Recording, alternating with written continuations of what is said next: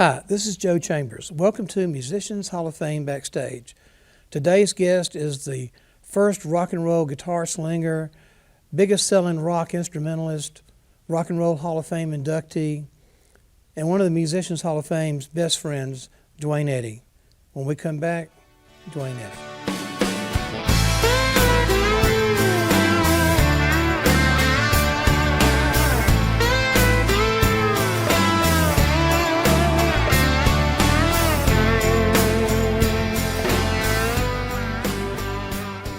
Welcome back to Musicians Hall of Fame Backstage with Duane Eddy. Duane, thank you so much for being here. My pleasure, as always. As we were talking about a minute ago, it's been 23 years since I first had the idea of doing a show like this one. Yeah. And you were maybe the first or second person that I asked to be on it.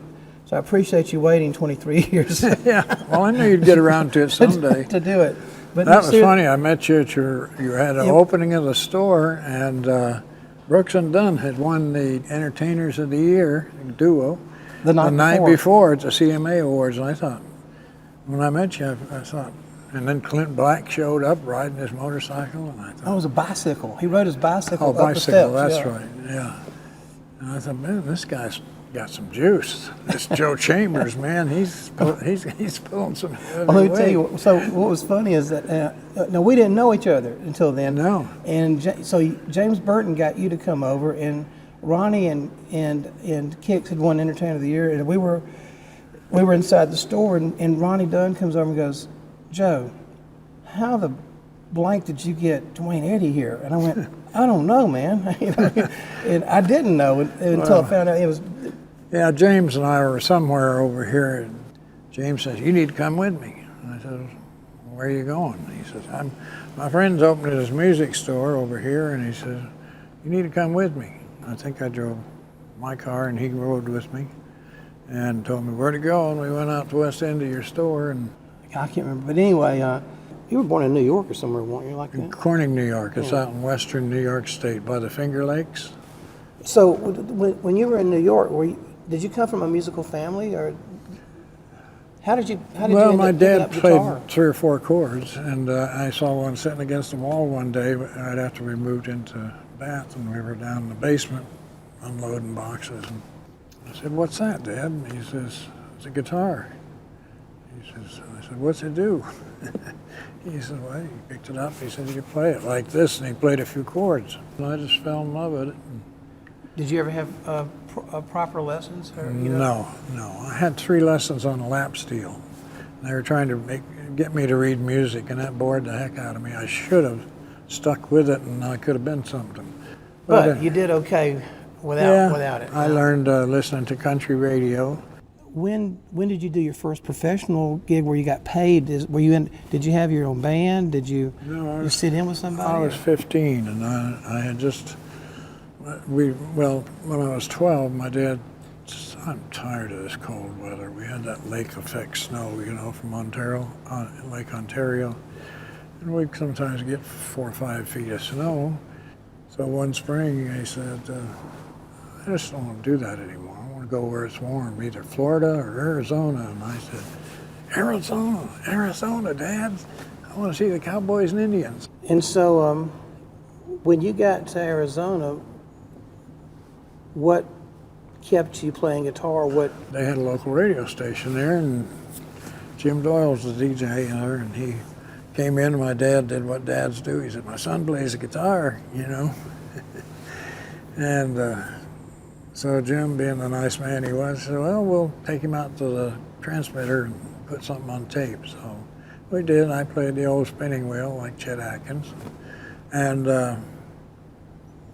he played it the next, it was on the weekend. He played it Monday morning, and this kid came running up to me. He said, you want to play some music? I said, sure. He says, well, I play guitar and piano. So he started playing piano, I played guitar, and we worked all local dances and high school events. And another guy calls, and he's from the country club. He says, I want you to come play in my band. He says, I play saxophone, and we do all the standards. I'm sorry, I can't do it. I said, I can take a rain check maybe next Saturday. No, it's got to be this Saturday or not at all. And I said, well, I'm sorry. He said, well, I'll have you know, my father's the mayor of this town. And he says, you'll never work in this town again. And he hung up on me. Okay, we're going to take a break. When we come back, I want to find out what happened. The Musicians Hall of Fame and Museum has been celebrating the men and women who make the music of our lives since 2006. The Musicians Hall of Fame is the one and only museum in the world that honors the talented musicians who played on the greatest recordings of all time. It's a music city, huh? It's, I mean, where else are you going to get the cats, all the cats that are in this room? The Grammy Museum Gallery at the Musicians Hall of Fame is an interactive facility that allows guests to explore the process of making a recording. Take drum lessons with Ringo Starr. Sing on stage with Ray Charles. Write a song with Desmond Child. Rap with Nelly. Or be Garth Brooks in our recording studio experience. Located in the heart of downtown Nashville, in the first floor of the historic Nashville Municipal Auditorium. Come see what you've heard at the Musicians Hall of Fame and Museum. Welcome back to the Musicians Hall of Fame with Duane Eddy. So, Duane, the mayor's son said you'll never play in that town again. He did, and hung up on me. Well, we didn't travel in the same circles, obviously. So I worked joints and clubs and honky-tonks all around that area for the next year or so. And the disc jockey that had recorded me, they left town for a bigger market, and they sent this new kid in from broadcasting school in Hollywood, and that happened to be Lee Hazelwood. Mm-hmm. My friend who wanted to be a DJ, Ed Myers, took me out to the station. He said, you got to meet this guy. So I went out, and there I met Lee Hazelwood for the first time, and became friends with him, and he became a record producer, and then I moved to Phoenix and got with a better band. I bought a 54 gold top Les Paul in a hardware store in Coolidge. In a hardware store? Mm-hmm. I had that and a K on a stand. That was it. That was a slow selection. I wanted an electric one, so Were they new? yeah. So they were selling new Gibson and guitars in a hardware store? Yeah. That's the way it was done in the early 50s, in the mid-50s. So I had that in an orange crate amp, and I was in business. And so Lee took us up to Phoenix. We were doing rockabilly. We didn't know it. We were thinking of it as hopped up country, you know. Mm-hmm. And I realized while I was standing there during the break, I thought, and the crowd's just yelling and carrying on, you know, and applauding during the solo, and, like they do. And I thought, man, this is what I'd like to do. I didn't know how I'd do it, but this is really what I'd like to do. And as time went on, I realized I'm not that great a singer, you know. But then one day, well, Lee had cut a hit, The Fool with Sanford Clark, and Dot Records in Hollywood hired him for a few months. He'd save some money, and he'd just make deals with a studio, and he'd cut anybody that could hum a tune practically, you know, everybody there. And so everybody was signed up. I was the only one left that wasn't signed, the only musician, period. And he wanted to do an instrumental because Raunchy came along, and it was Bill Justice and Ernie Freeman, both in the top 10 was the same record. So Lee says, well, let's try an instrumental, go home and write something. So I went home and wrote Moving and Grooving. And we put together a B-side and recorded it, and he sent it to his partner. Lester Sill was his partner, and he was the business guy, and he sent it to Jamie Records in Philadelphia, who he knew. They put it out in January of '58, and it started going up the charts. I went up in the 70s in both Cashbox and Billboard. So I went and did a rock and roll show in downtown LA, just played my one song. But I met the Sharps, who were with Thurston Harris then. And they, you know, I'd rush out, they'd introduce, here he is, Duane Eddy, and I'd run out and look, oh, there it is, I plug my amp in, applause had already died down, that's a sickening feeling. You know, it's quiet. And so I just, oh, what the heck, I'd just play my song, you know, one song. And stand there and play it. came off the first time, and the Sharps, 4 guys, they later became the Rivingtons and had a huge hit with a record called Papa Ooh Mau Mau. Mm-hmm. And they also sang background on Rebel Rouser and several other of my hits. Do the oohs and ahs and the yells and the hand claps and all that. Mm-hmm. And so they were standing over there in the wings after the first show, and they told me, I said, man, you gotta move, you gotta dance. And they didn't just dance, and I thought, I couldn't do that in 100 years. You could never teach me to do that. But I got the point, you know, Mm-hmm. and they said, just use your guitar like you were stabbing somebody or something. Yeah. And so next show, I'm out there by myself playing. I look over and they're going, you know, so I went like this and the girl screamed. And I thought, oh, that's interesting. You know, so I started making it look like I was really having a tough time getting this song out of the guitar, you know, and they screamed all the way through it. And when I finished up, I went back, unplugged, and they were still applauding, screaming when I got to the end of the stage. So, when did the Rebel Rouser and all that stuff start happening? And Well, I went back just from that totally to, changing your whole life, you know? yeah, well, I went back, that was in February that I did that show I just told you about. And I went back to Phoenix. That lasted a week. It's a state theater, I think it was, in downtown LA. And it lasted a week. Roy Hamilton was headlining, and Don and Dewey were on the show. They're a blues group. They have a kind of a cult following. Mm-hmm. He plays electric violin, one of them does. The other plays blues guitar. They were great, singing and playing, and had quite a good following, but they just never made it big time. But it was all black acts and me. That they were great people, and they just treated me so nicely, and I learned so much from them. And we stayed friends for all through the 60s, 70s. But anyway, I went back to that week in February at LA. I went back to Phoenix, and they said, well, Moving and Grooving did pretty good, so go back in and do something else. So on March 16th, I went in and sat down and plugged in and had the drummer play a backbeat for me and wrote Rebel Rouser. Mm-hmm. I tried and tried, I couldn't think of a bridge, and I thought, well, I guess it doesn't need one. And but I need to change something, so I thought, well, I know what I'll do, I'll modulate. And so that like exploded for you, right? Yeah. Well, not right away. Everybody liked Stalkin', which was a bluesy thing on the B-side. Oh, really? Yeah. Dick Clark played it for 2 weeks, and nobody cared. And Lee called up one day and says, well, it looks like you're going to have a short career. And I laughed, and I said, why is that? And he said, well, I tried to get Dick to turn over the record, and he said, they're playing it in some markets, but not many. And the record companies said the same thing. I said, can't we call them and tell them to get somebody to turn it over? Mm-hmm. And he says, no, I tried, they won't do it. And then I talked to them, I called them myself. I said, can't you get somebody Dick to turn it over or somebody to play it? And said, no, I tried that, but I've been trying real hard, but he just not interested. So I was kind of depressed for the week, and then Monday,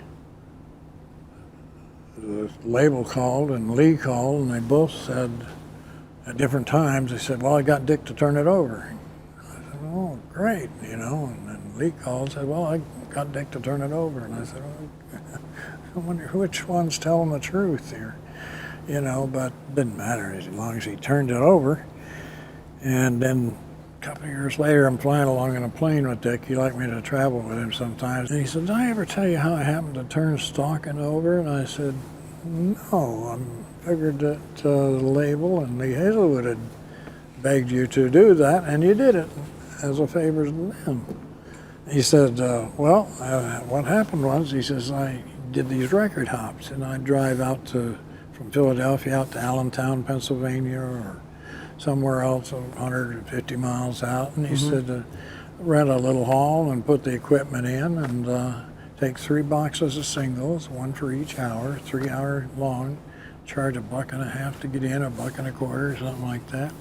And do the same thing he did on Bandstand. He'd DJ and they'd dance and everything. These kids would come, and on Friday night, record hop, you know. So he says, I got there to Allentown, I think it was, and he says, played the first 2 hours, and then I looked and I realized, I don't have my 3rd box. Oh, I remember now, I set it on the shelf and I didn't put it in the back of the station wagon. And he says, I know what I'll do. And he told the kids, the audience, he said, I forgot a box of records, so I don't have any other hits to play, but how would you like to hear the B-sides of some of these hits? Yay, yeah. And we'll decide if there's any of them really good or something. So they started along about the 3rd or 4th one. He turned Stocking over and played Rebel Rouser. He said first they milled around a little bit during the part where there's no drums, but as soon as it kicked in, they started dancing like crazy. I had to play it 3 more times. He says they came up as soon as it was over. Play it again, please, Mr. Clark. Play it again. And so he said I did, and had to play it 3 more times that night. And then I was ready to go home and close up, and they said, could you play that song once again?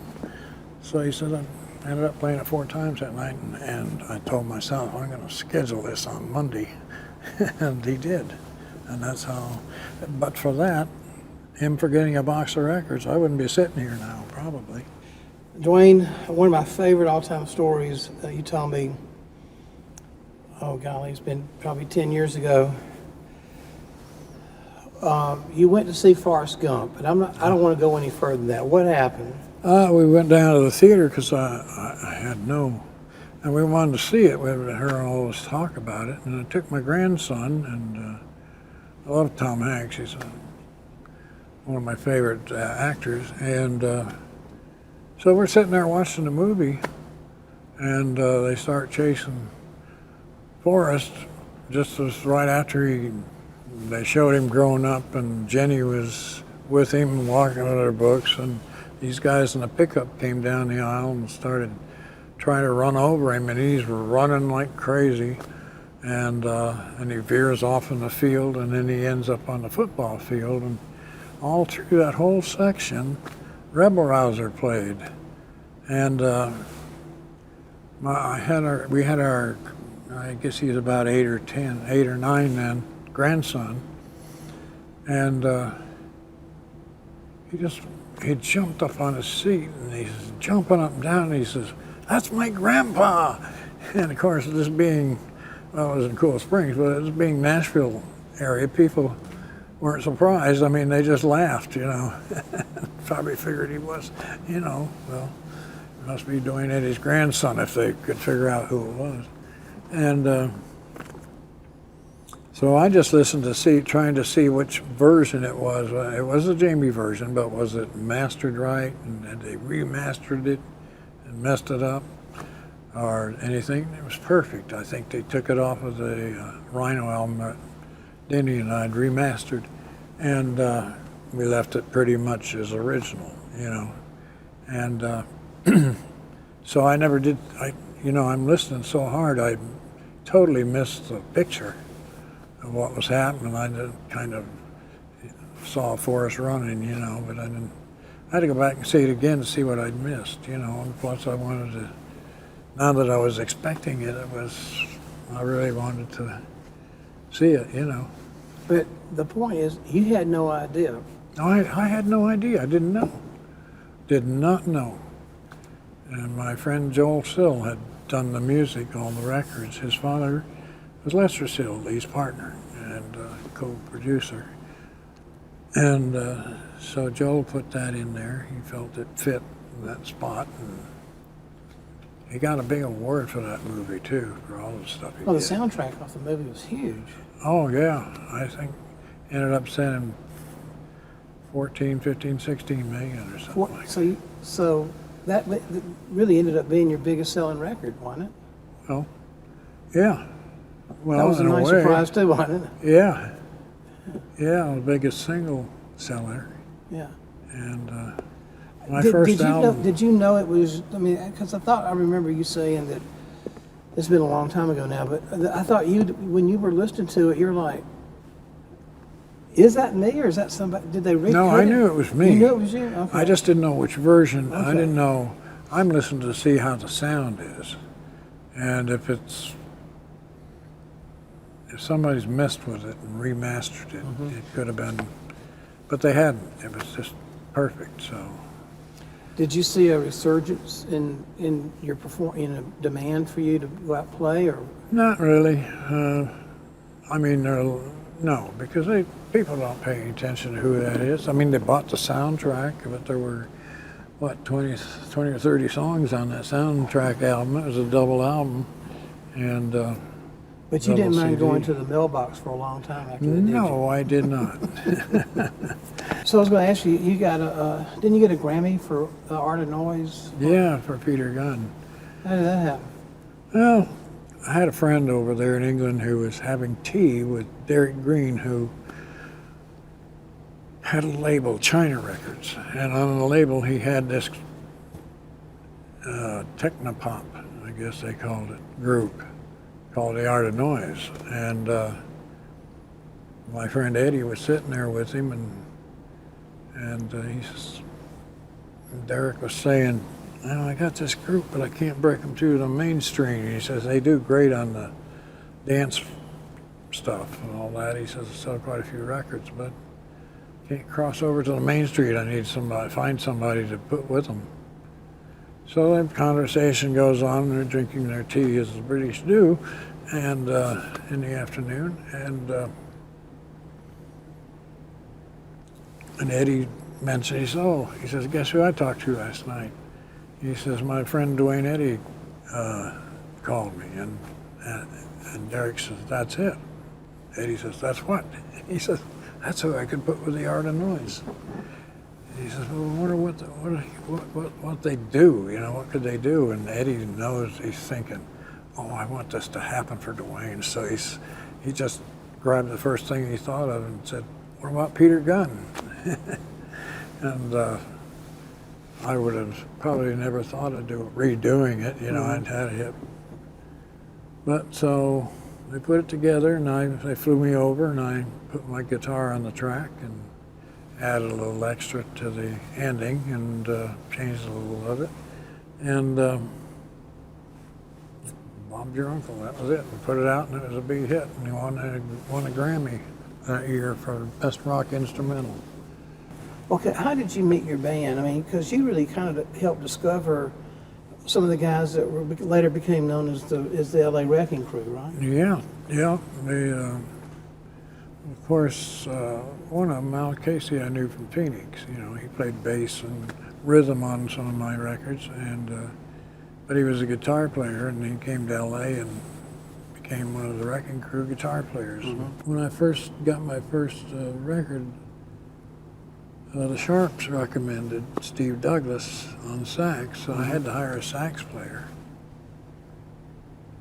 So I got him and a bass player and a drummer and drove back to Philadelphia and did a lot of promotion while they sat around, the musicians. And then Dick Clark asked me, you want to go to Miami and he's doing his first on location beach night show, Saturday night show. Sure.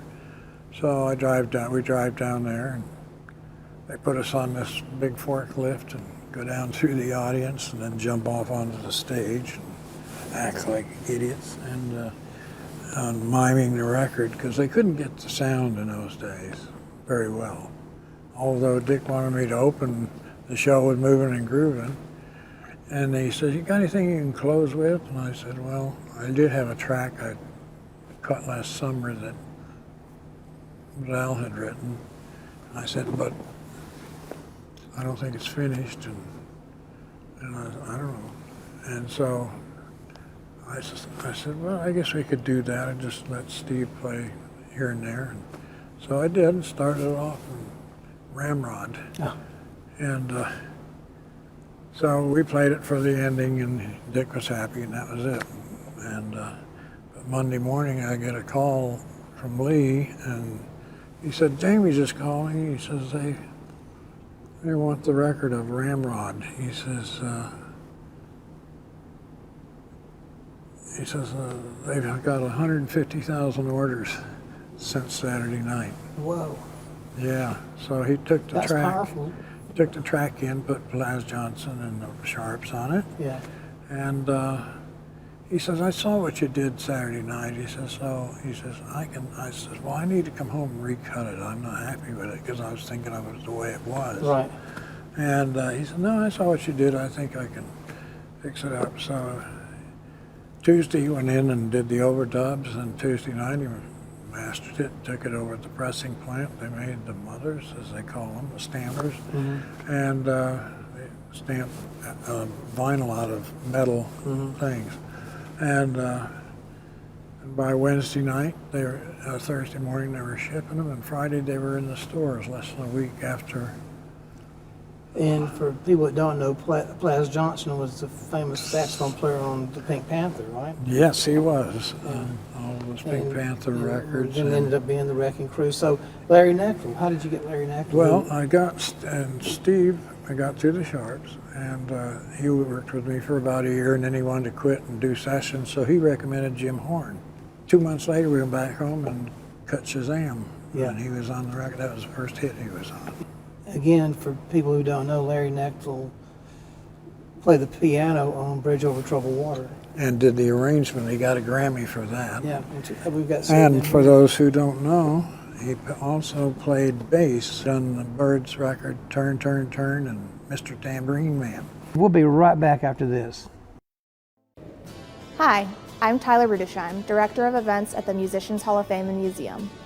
Located within the historic Nashville Municipal Auditorium, the Musicians Hall of Fame and Museum is one of the most unique spaces in downtown Nashville, offering a versatile environment that caters to events of all sizes.